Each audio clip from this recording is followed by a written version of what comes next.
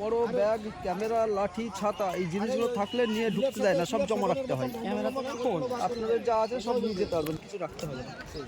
তারপর ঘরের ভিতরে কোনো জিনিস কাউকে খেতে দিবে না, চিৎকার চেঁচামেচি করে কথা বলতে দিবে না। হ্যাঁ, মিউজিয়ামের ভেতরে চিৎকার চেঁচামেচি করে কথা বলতে না দিলে, এই যে আমরা গাইড, আমরা কীভাবে জিনিসগুলো দেখাবো, কীভাবে বুঝাবো, আমাদের জন্য দোতলা একতলার মেন গেটগুলো ছেড়ে রেখেছে গাইডদের জন্য। হ্যাঁ, আগে আমি ওই গেটের সামনে দাঁড়াবো, আর যারা গাইড নেয় না তারা এমনি না জেনে না বুঝে চলে যায়।